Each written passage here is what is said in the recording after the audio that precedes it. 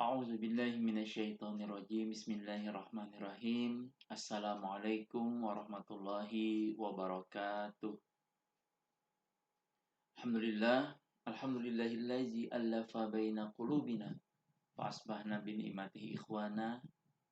Alhamdulillahillazi arsala rasulahu bil huda wa dinil haqq liyuzhirahu 'ala dini kulli. Salatu wassalamu ala asyrafil anbiya'i wal mursalin Sayyidina wa maulana Muhammadin wa ala alihi wa sahbihi ajma'in, amma ba'du. Alhamdulillah, kita bersyukur sekali kepada Allah Subhanahu wa taala atas segala limpahan nikmat yang Allah berikan kepada kita, di mana jika kita ingin menghitung nikmat Allah itu, kita tidak akan pernah sanggup untuk menghitungnya. Bagaimana firmankan Allah, wa in ta'uddu ni'matallahi la tuhsuha. Dan seandainya engkau ingin menghitung nikmat Allah, maka engkau tidak akan pernah sanggup untuk menghitungnya. Nikmat sehat, nikmat ilmu, nikmat kesempatan untuk bisa belajar. Semua nikmat yang kita dapatkan, dari kita bangun tidur sampai kita tidur kembali, bahkan tidur itu sendiri adalah sebuah nikmat yang Allah berikan kepada kita. Kenapa? Betapa banyak orang yang susah tidur. Betapa banyak orang yang kesulitan tidur. Istilahnya apa? Insomnia. Nah, kita yang begitu mudahnya dengan segala keadaan kita, begitu mudahnya kita tidur. Itu sebuah kenikmatan. Salawat serta salam selalu kita sampaikan kepada baginda Nabi besar Muhammad sallallahu alaihi wasallam. Allahumma shalli wa sallim wa barik alaihi.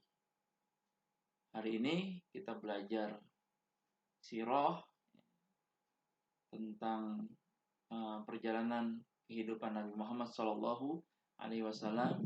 Sekali lagi kita bersyukur kepada Allah, kita dipertemukan di pekan kedua ini dalam pembelajaran sirah dengan kitab Khulasah Nurul Yakin, masih kitab yang sama, kitab yang covernya kuning seperti ini.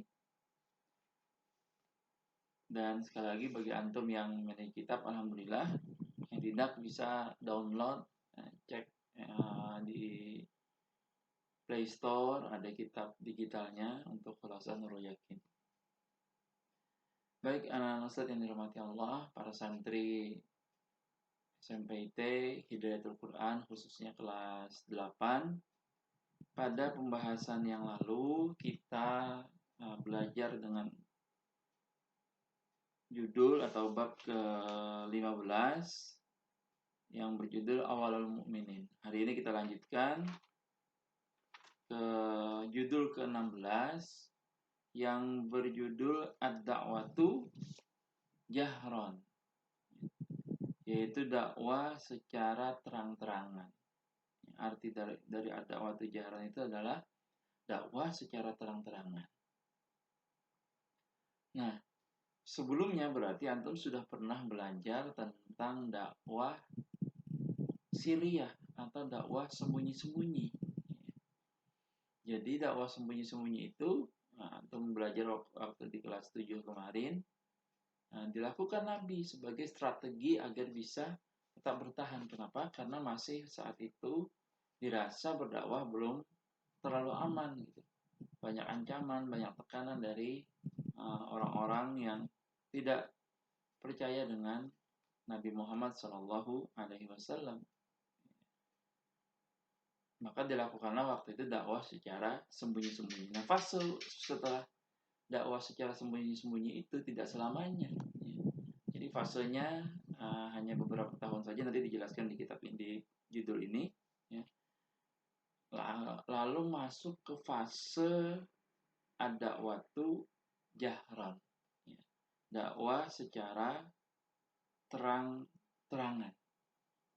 Nah, jika sebelumnya dakwah secara sembunyi-sembunyi itu Nabi terbatas, objek dakwahnya hanya kepada keluarga, ya, orang terdekat, para sahabat, dan orang-orang yang mempercayai dan mendukung Nabi. Itu dakwah secara sembunyi-sembunyi fasenya. Sekarang fase dakwah secara terang-terangan. Kita masuk ke pembahasan, silakan antum buka dan baca di kitabnya. Nomor 1, istamarratid da'watu sirriyatu thalatha sanawat. Dakwah sirriyah yang tadi saya sebutkan, dakwah sembunyi-sembunyi yang sebelumnya tadi, fase sebelumnya tadi itu, istamarratid da'watu sirriyatu thalatha sanawat.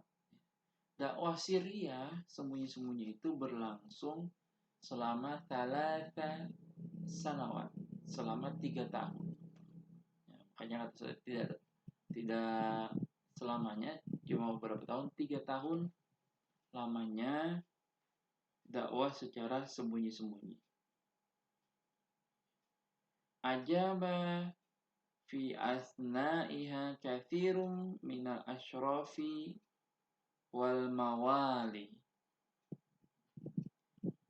Pada masa itu, pada saat dakwah Siriyah yang 3 tahun tadi, ajaba fi asna'iha kathirum minal ashraf. Pada masa itu banyak yang menyambut atau menerima dakwah Nabi dari kalangan pembesar, pemuka, atau tokoh. Banyak tokoh-tokoh yang menerima dakwah Nabi. Wal mawali dan bangsawan, dan para bangsawan. Jadi yang salah satu keberhasilan dakwah Siriyah Nabi adalah dengan banyaknya yang mengikuti atau menerima dakwah Nabi dari kalangan pembesar dan bangsawan. Nomor 2, yang kedua. Ba'da zalika umira sallallahu alaihi wasallam bil jahri biqaulihi ta'ala. Ba'da zalika, setelah itu, umira sallallahu alaihi wasallam, Nabi Muhammad sallallahu alaihi wasallam diperintahkan atau disuruh bil jahri, dengan terang-terangan. Jadi perintahnya langsung dari Allah, dan biqauli ta'ala, dengan perkataan Allah Ta'ala atau dengan firman Allah Ta'ala, fasda bima tu'mar wa a'rid anil musyrikin. Yang artinya adalah, maka katakanlah secara terang-terangan apa yang engkau diperintahkan, apa yang diperintahkan kepada engkau, kepada Nabi Muhammad.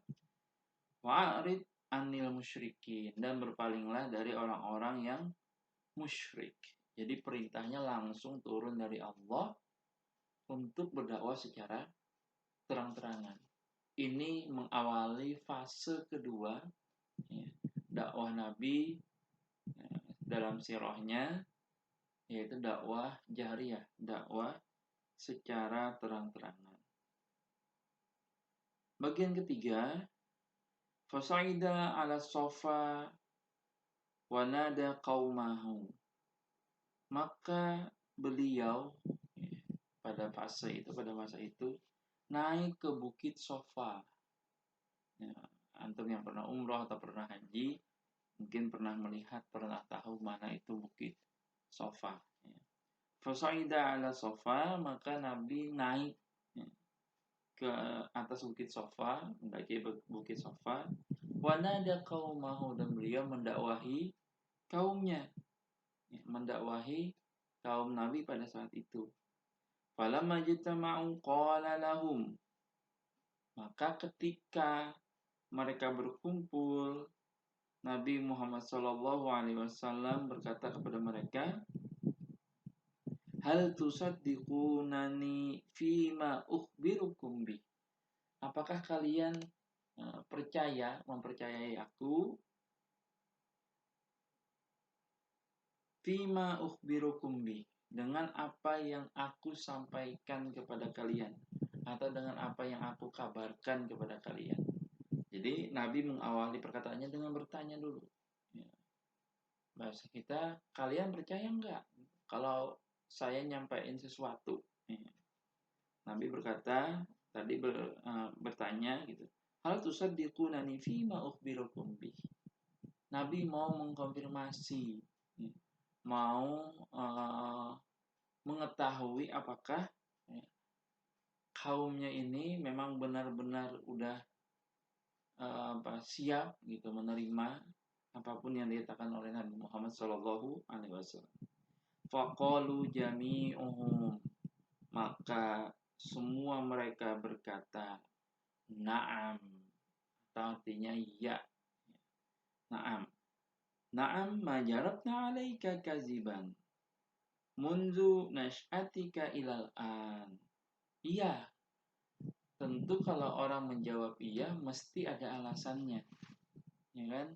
Mesti ada alasannya. Alasannya adalah kenapa mereka menjawab iya, na'am. Ma jarabna 'alaika kadziban. Kami tidak pernah mendapati engkau berdusta. Ya. Jadi latar belakang track record riwayatnya Nabi Muhammad SAW itu baik di mata para sahabatnya, para kaumnya. Ya. Makanya bergelar Al-Amin, ya, orang yang terpercaya, orang yang jujur. Kami tidak pernah mendapati engkau sekalipun berdusta munzu nash'atika ilal an. Semenjak kamu kecil sampai hingga sekarang. Bahkan masa kecil Nabi Muhammad pun tidak pernah berdusta atau berbohong.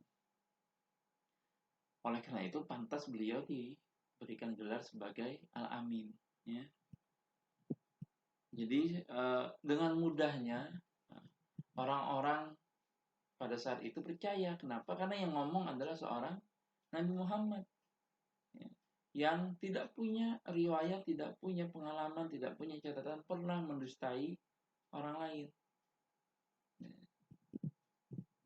Ini jadi pelajaran bagi kita, ya, bagi para santri, bagi antum semua, bagi kita juga semua para ustadz, ya, bahwa kesan orang kepada kita, anggapan orang kepada kita itu tergantung dari bagaimana kita, perbuatan kita selama berinteraksi atau bergaul dengan orang tersebut. Jika kita orangnya selalu jujur, baik karakternya, maka orang lain pun ya akan menganggap kita sebagai orang yang baik. Nah, sebaliknya kalau kita sering bohong, ya, sering menyakiti orang lain dengan lisan dan perbuatan, nah maka orang kesannya pun demikian juga negatif kepada kita. Dan kalau positif nanti banyak keuntungan, kalau negatif nanti akan banyak kerugian. Kita lihat di dalam pelajaran sini salah satunya adalah ketika Nabi ingin mendakwahi mudah. Kenapa? Karena orang sudah punya persepsi, orang sudah punya anggapan yang baik, kesan yang baik terhadap Nabi Muhammad Shallallahu Alaihi Wasallam yang bergelar Al-Amin tadi. Itu modal terbesar. Beda ceritanya kalau orang yang sering berdusta, ngomongnya sering dibuat-buat, sering nyebar hoax, tiba-tiba mengaku dirinya nabi, maka itu sudah pasti tidak bisa akan dipercaya orang lain. Kenapa? Karena sebelum dia mengaku jadi nabi, dia sudah sering berdusta, sering berbohong. Inilah istimewanya Nabi besar kita, junjungan kita Nabi besar Muhammad Sallallahu Alaihi Wasallam. Faqala sallallahu alaihi wasallam, maka Nabi Muhammad sallallahu alaihi wasallam bersabda, "Anqizu anfusakum minan nari." Ya, lepaskanlah diri kalian semua dari api neraka. Kenapa para kaum Nabi Muhammad SAW, para sahabatnya saat itu diminta untuk melepaskan diri dari siksaan api neraka? Karena ini nazirul lakum min azabin syadid.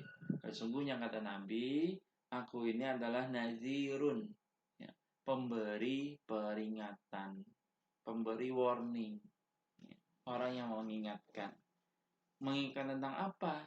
mengingatkan kalian tentang azab yang pedih.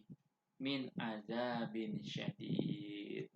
Bil makna atau dengan makna bahwa jika mereka mengikuti seruan dan ajaran Nabi, maka mereka akan terbebas dari siksa api neraka yang pedih. Ya. Kenapa? Karena Nabi Muhammad sudah memberikan peringatan bahwa barang siapa yang beriman dia masuk surga, barang siapa yang tidak mau beriman dia akan masuk ke dalam neraka. Baik, kita lanjutkan pembahasan keempat. Ya, pembahasan keempat. Faqala lahu ammuhu Abu Lahab. Maka pamannya Abu Lahab berkata kepada Nabi Muhammad Shallallahu Alaihi Wasallam. Jadi Abu Lahab itu dia pamannya Nabi. Orang yang paling membenci dan memusuhi Nabi itu juga ada dari kalangan keluarganya, termasuk Abu Lahab ini.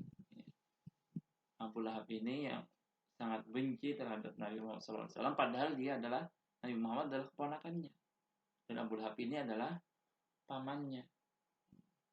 Jadi sekali lagi bahwa bukan Nabi tidak mendakwahi, Nabi mendakwahi, mengajak pamannya memeluk Islam, tapi hidayah itu hak prerogatifnya Allah.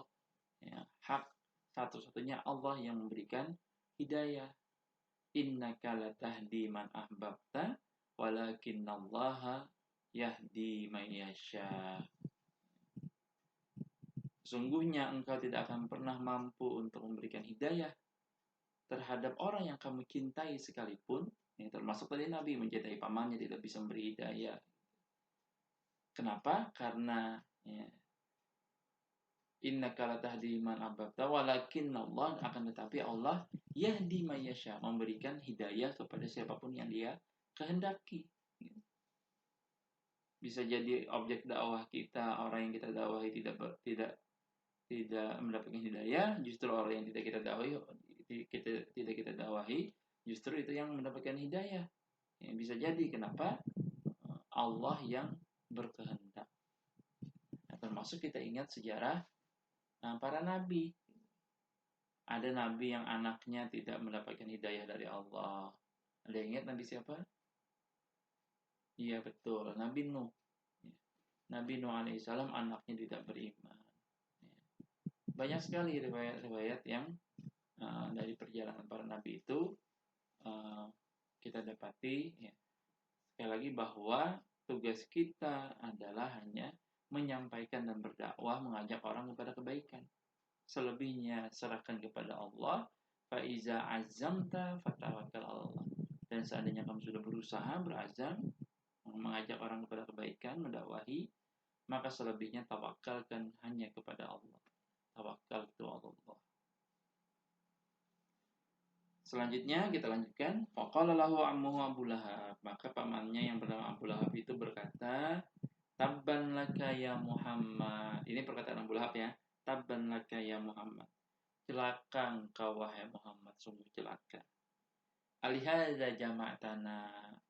Untuk ini sajakah engkau kumpulkan kami? Mengumpulkan tadi ketika Nabi naik ke Bukit Sofa. Jadi kata Abu Lahab, celaka engkau wahai Muhammad. Untuk ini saja engkau kumpulkan kami, untuk tadi menyampaikan dakwah Nabi tadi. Maka fa'anzalallah fi haqqihi surat al-Lahab. Kemudian Allah menurunkan dengan segala kebenarannya surah Al-Lahab, surah yang bernama Al-Lahab. Ya. Apa isinya? Antum insya Allah sudah hafal semua. Ya. Karena ini ada di juz 30 bagian-bagian akhir. Tabat yada abi lahabi wa tab, yaitu celakalah diri seorang Abu Lahab dan dia termasuk orang-orang yang merugi. Jadi bisa kita simpulkan bahwa hak hidayah itu dari Allah, kebaikannya dibalas oleh Allah, keburukannya juga dibalas oleh Allah. Ya, termasuk Abu Lahab tadi yang menyatakan taban laka ya Muhammad. Ya, celaka engkau ya Muhammad. Dibalas Allah dengan perkataan tabat yada abi lahab wa tab. Justru yang celaka itu bukan Nabi Muhammad, tapi justru Abu Lahab yang celaka dan dia menjadi orang-orang yang merugi. Baik anak ustaz, para santri Hidayatul Quran Boarding School, demikian pembahasan judul ke-16 ini. Nanti kita bertemu di judul ke-17. Dan seperti biasanya, ya, untuk mengkonfirmasi apakah antum betul-betul memperhatikan dan memahami pembahasan kita pada hari ini. Nah, Ustaz sudah siapkan beberapa pertanyaan. Kalau bagi antum yang ada kitabnya, ada pertanyaannya di bagian halaman 22 paling atas. As'ilah itu artinya pertanyaan-pertanyaan atau soal-soalnya. Itu jamak. Pertanyaannya silakan jawabannya antum tulis sebagaimana biasanya. Boleh di kolom chat, boleh diketik di Word dulu. Habis itu baru boleh juga dituliskan di buku tulis atau di kertas lalu di foto hasilnya dan dikirimkan. Pertanyaan pertama, ya, kam sanatan istamarati da'watu sirriyah. Berapa tahunkah berlangsungnya dakwah sirriyah? Dakwah sembunyi-sembunyi. Ya, berarti ada bagian awalnya kita jelaskan. Soal yang kedua, pertanyaan yang kedua, mata jahara bid-da'wati. Mata jahara bid-da'wati. Kapan Nabi Muhammad memulai dakwah secara terang-terangan? Ya. Mata itu kapan? Menanyakan tentang waktu. Kapan Nabi Muhammad melakukan dakwah secara terang-terangan? Pertanyaan ketiga,